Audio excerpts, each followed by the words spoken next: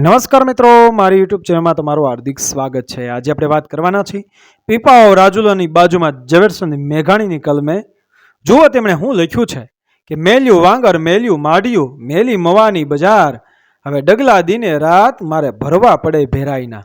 મોટે દરિયેથી ખાડીમાંથી ચાલ્યા આવતા થોડેક વહાણ આમ તમરિયાના ઝુંડની અંદર વળી ગયા। ભાઈ, ખાડીનો નાનકડો ફાંટો ઠેઠ ભેરાય બંદરે, જૂના રાજુલા બંદરે અને પીપાવાવ બંદરે આ વહાણોને લઈ જાય છે।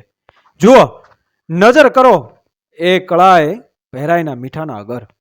જુનાગઢ તાબાનું જુનવણી મીઠાનું મથક છે ભેરાઈ, ત્યાંથી વાણ મીઠું પાડશે ભેરાઈ। કાનને અને કંઠને જૂની પીછાણવાળો શબ્દ ભેરાઈ, ડગલા દીને રાત મારે ભરવા પડે ભેરાઈના, એ દુહાના પાછલા બે ચરણ જીભ પર રમવા લાગ્યા। આગલા બેની યાદ સરી ગઈ હતી, તે પણ ધીરે ધીરે પાછી આવી। મેલ્યું વાંગર મેલ્યું માઢિયું મેલી મવાની બજાર, હવે ડગલા દી ને રાત મારે ભરવા પડે ભેરાઈના। એ તો રાણા કુંવરની ગીત કથા માયલો દુહો, રબારી જુવાન રાણાનો જે ઉદ્ગાર, ભગ્ન હૃદયનો એ પ્રેમી વાંગર અને માઢિયા ગામની પોતાની જન્મભૂમને તજી ગીરમાં ધુઆસના ધડા નામે ડુંગરા ઉપર રહેતો, ને છેક ત્યાંથી હટાણું કરવા એને ભેરાઈના આંટા થતા। પરને પરણી ગયેલ કુંવરને કદાચ ભેરાઈની બજાર છેટે રહીને પણ નજરે જોઈ શકાય એ આશાએ એ કથાના સ્થાનો વારંવાર મારા માર્ગમાં ભટક્યા કરે છે, જાણે કોઈ એ પૂર્વ જન્મની કંદરાઓમાં પડી રહેલા સાદ એ દુહામાંથી ભણકારા ગુંજાવે છે કે ડગલા દીને રાત મારે ભરવા પડે ભેરાઈના। હતાશા, થાક અને ચિરવિરહની શાંતિ બોલે છે એ એક પંક્તિમાં, અને પીપાઓ શબ્દનો અવાજ પણ ક્યાં ઓછો પરિચિત છે। પ્રેમીજનોની દુનિયામાં ભટકતા પ્રેત સામે એ ભક્તની એ સૃષ્ટિનું કમાડ ખુલ્લું થાય છે। કબીરજીના એ સમકાલીન સંત પીપાજીએ આજથી 4 સૈકા પૂર્વની એક સંધ્યાએ દ્વારકા તરફથી આવીને આ કિનારાની બાવળ ઝાડીમાં પોતાનું વહાણ નાંગર્યું હશે, અને એની ક્ષુધા ઓલવવા સારું એક કાન કુંવારી એ ગાવડીએ આંચળમાંથી દૂધના મેહ વરસાવ્યા હશે। આખો સોરઠ તીર દીઠા પછી એ દુઃખિત રાજનનું અંતર અહીં જ ઠર્યું હશે। મેં રાજા કહ્યા, હા, પીપાજી હતા ઉત્તર હિન્દ તરફના કોઈ ગઢગાગરોન નામે રજવાડાના દેશપતિ।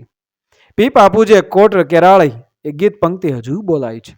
કચ્છના કેરાકોટવાળી કોઈ દેવીના એ ચુસ્ત ઉપાસક હતા, પણ એક દિવસ સવા કળશી ખીચડો ને સવા મણાની શેવ પીપે મારી પાટ્યું, તને દુઃખ લાગ્યું કાંઈ દેવ?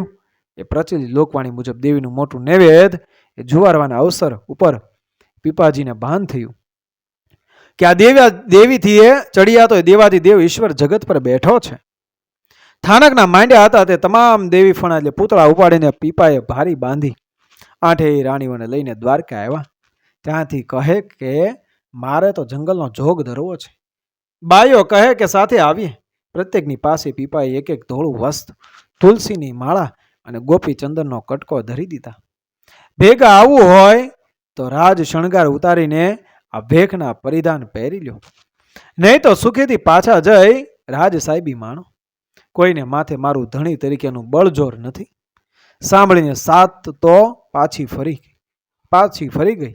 ફક્ત 8મા અણમાન્યતા સીતાદેવી પીપાની સંગે ચાલી નિહેર્યા, અને પીપા સીતા રેન અપારા, ખરી ભક્તિ ખાંડા કે ધ્યારા, એમ સંસારની અઘોર કાળ રાત્રિને ખરે પહોરે પીપા સીતાની બેલડી ખડગધાર જેવા ભક્તિ પંથ પર પગલા માંડતી ચાલી નીકળી।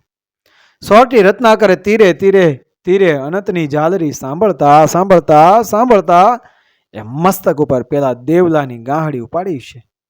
કોડીનાર પંથકના કોઈ ઉમેજ નામે ગામમાં એક સંધ્યાએ પોરો ખાવા ધોઈભા। કોઈ સેન ભગત નામના ભાવિકને ઘેર પરોણલા બન્યા। રાત્રિ અતિથિઓ રોટલા ખાવા બેઠા।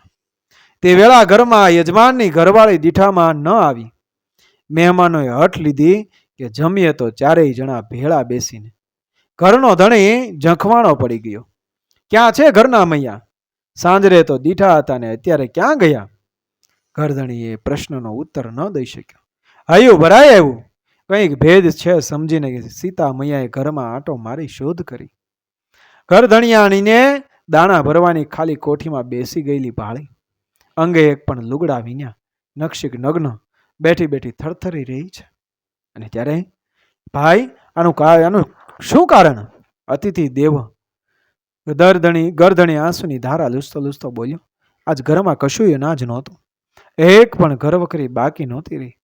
મારા ઉંબરની આબરૂની રખેવાળા બાયડીએ પોતાના અંગ ઉપરનો સાડલો ઉતારી આપ્યો. તે વેપારીએ હાટડે મૂકીને હું એ લોટ દાળ લાવ્યો.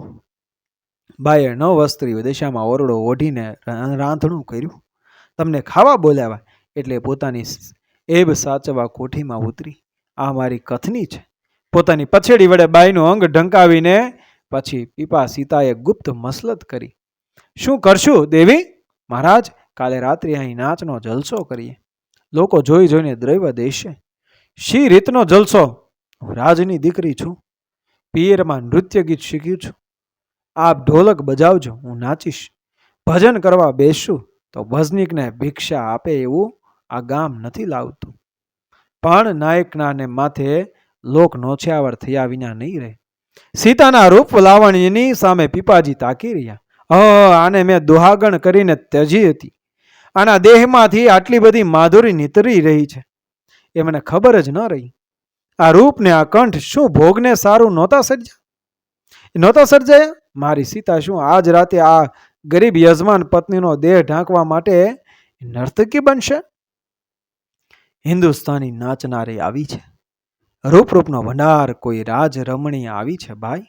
સાંજ સુધીમાં તો આ સમાચારે ગામને થન ગનાવી મૂક્યું. ને રાતે એ લોકમેદનીને પોતાના પગના ઠમકા, હાથના લહેકા તેમજ હિલોળા લઈ રહેલ રૂપ અને સંગીતનું વશીકરણ છાટીને સીતામાએ યજમાન પત્નીને છોડે છોડે કમાળી રળી દીધી.